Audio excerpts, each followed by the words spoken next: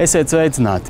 Mazu ažiotāžu sabiedrībā un tranzīta biznesā sacēlis kāds Latvijas drošības policijas ziņojums. Tajā minēts, ka Latvijas tranzīta biznesa pārlieku lielā atkarība no Krievijas energoresursu transportēšanas un pārkraušanas ir faktors, kas rada riskus Latvijas tranzīta biznesa konkurētspējai Baltijas jūras reģionā un netieši arī valsts ekonomiskajai drošībai. Lai šos riskus mazinātu, ir nepieciešama kravu piegādātāju to veidu un segmentu, kā arī izcelsmes valstu diversifikācija. 2013. gadā konstatētās tendences liecina, ka neraugoties uz atsevišķiem diversifikācijas mēģinājumiem, tranzīta nozarē joprojām dominē tādu projektu attīstību, kas minētos riskus tikai palielinās, norādīts pārskatā.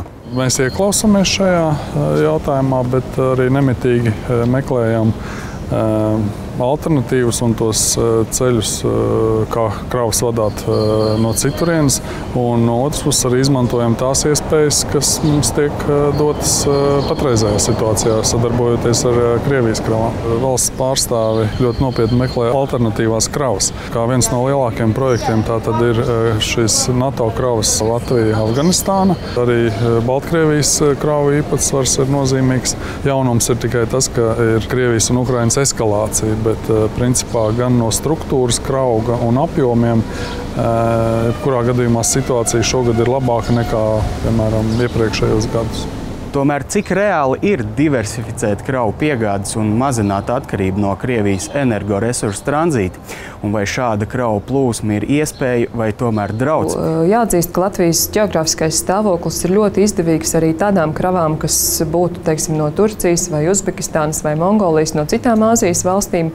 Un mēs arī ļoti aktīvi esam pēdējā laikā strādājuši pie tā, lai šīs kravas novirzītu uz Latviju. Tas, kas šobrīd ir svarīgi, lai šī kravu plūsma neapstātos vispār. Protams, Krievija strādā pie tā, lai savas kravas novirzītu uz savām ostām un ļoti liels līdzekļus iegulda savu ostu attīstībā. Tādēļ jāsaprot, ka šī kravu plūsma tā vai tā mums vienā dienā beigsies, bet vai mazināsies katrā gadījumā.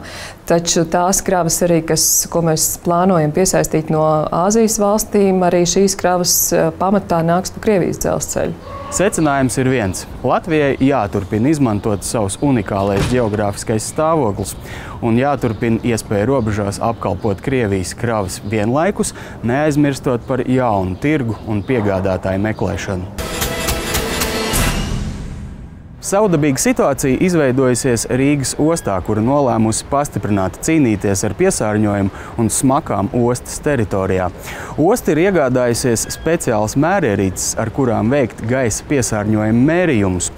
Tomēr, kā izrādās, Latvijā vēl nemaz nav izstrādāti normatīvie akti, kas noteiktu, kāds tad ir pieļaujamais gaisa piesārņojuma līmenis ostai pieguļošajās teritorijās. Rīgas brīvostā kravu apgrozījums ir palielinājies un ostu krauji arī bīstamās un piesārņojušās kravas ir iegādāta speciāla aparatūra, lai varētu kontrolēt putekļu piesārņojumu. Tas pats ir arī ar benzola tvaikiem, kurus mēs kontrolējam, lai pārkraušanas operāciju laikā viņi nenonāktu apkārtējā vidē.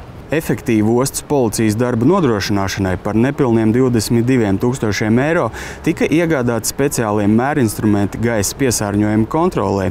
Ar šo aparātu, radiometru, dozimetru tiek mērīts radiācijas līmeņi Rīgas brīvostas teritorijā, kā arī ar šo aparātu var noteikt uzņemto dozu.